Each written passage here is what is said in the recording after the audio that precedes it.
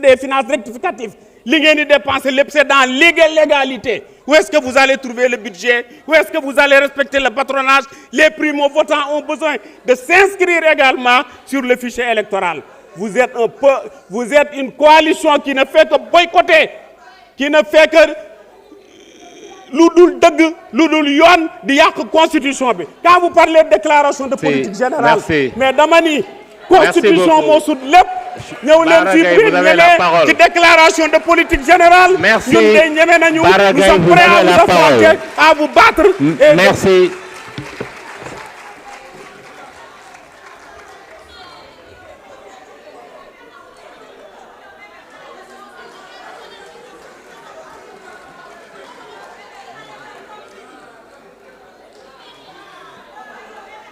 Monsieur le Président.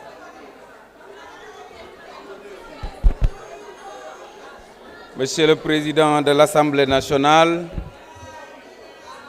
Monsieur le ministre garde des Sceaux, ministre de la Justice, Monsieur le ministre du Travail en charge des relations avec les institutions, mon frère Yankoba, honorables députés, chers collègues. S'il vous plaît.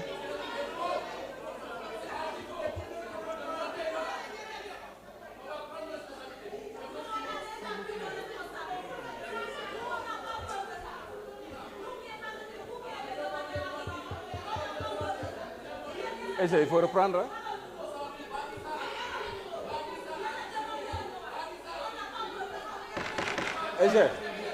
S'il vous plaît. On s'écoute, s'il vous plaît. Vous avez la parole, Bara. Remettez à zéro. Bara, allez-y. Non, allez-y. Bara, allez-y. Ils vont vous écouter. Allez-y, ils vont vous écouter. Allez. C'est entre socialistes, hein, moi. Bara, allez-y. Moi, je suis libéral. S'il vous plaît, honorables députés, chers collègues.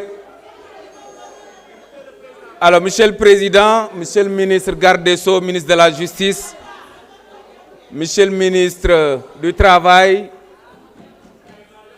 en charge des relations avec les institutions, honorables députés, chers collègues. maa ngi leen di nuyu ku ci nekk ci turam ak santam. Je voudrais juste dire, Monsieur le Président, que je garde en Monsieur le ministre garde des Sceaux, ministre de la Justice, de très beaux souvenirs. C'est quelqu'un de très courageux, c'est quelqu'un de très compétent et c'est quelqu'un boo xamante ni aussi son courage a transcendé des régimes. Chef du parquet sous le régime du président Abdoulaye Wade, moi je l'ai vu à l'œuvre. Il a refusé des choses yoo xamante ni ñu bëggoon ko defloo. Sous le régime du président Macky Sall, il a refusé de me mettre en prison, moi, Bara Gaye. À l'époque, ce qu'il disait, mettez Abdou Mbow et Bara Gaye sur un plateau, ñu débattre politiquement. Loolu la garde ci yow. Et courage boobu tey lañ ko gën a xaar ci yow. Moo tax choix bi dal na sunu xel, que nos prières vous accompagnent, nous savons que vous allez faire des résultats. Li nga xamante ni mooy le projet de loi, moi je vais le voter parce que je suis à l'aise. Bi ñuy battre campagne, nous l'avons dit ci sunu programme 42e point bi, il a été dit que dañuy supprimer li nga xamante ni mooy ces deux institutions te alal ji nga xamante ni moom lañ fay jëlee ñu dugal ko ci des projets sociaux. Loolu la ñu gëm. Moo tax nous sommes très à l'aise par rapport à ce projet de loi. Et je voudrais dire à l'endroit de mes frères de Benno Bokk Yakaar qu'ils devraient être aussi à l'aise. Pourquoi? Ils devaient être à l'aise en votant ce projet de loi. Parce que tout simplement, da ngeen amoon candidat mu tudd Amadou Ba dem élection am 35%.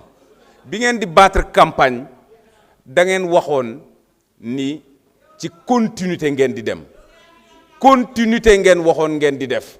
Am beneen candidat bu leen opposé wax ni rupture lay def.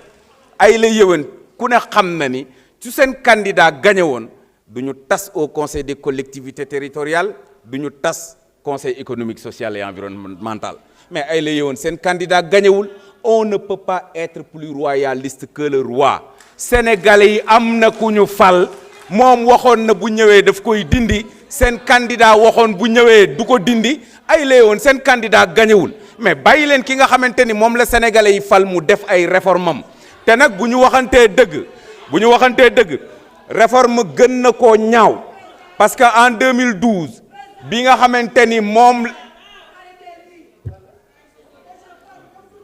en 2012 bi nga xamante ni président Macky Sall mi ngi tas conseil économique social et environnemental xaritam moo fa nekkoon. Tout le monde connaît les relations entre le président Macky Sall et son ami Ousmane Masseck Ndiaye mais la manière dont les véhicules ci ñi nekkoon au conseil économique ni ñu ko doon nangoo mais gàcce la woon ba ci Abdoulaye Diop mii gendarme ñoo ko dogale ci digg mbedd mi nangu otoom. C'était inélégant. Cette fois-ci, nous avons été informés à temps ni dañu koy tas. On ne peut pas être plus royaliste que le roi.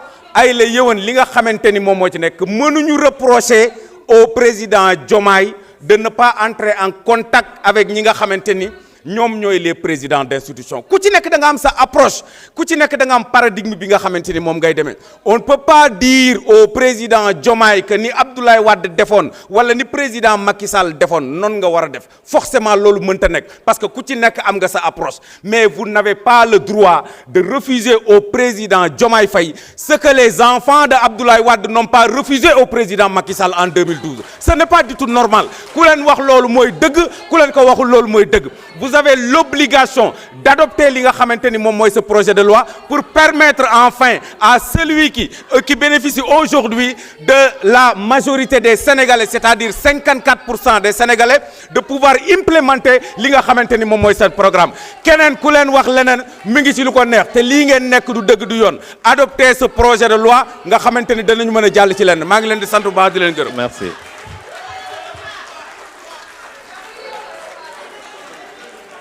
La parole est au président de groupe, Lamine Thiam.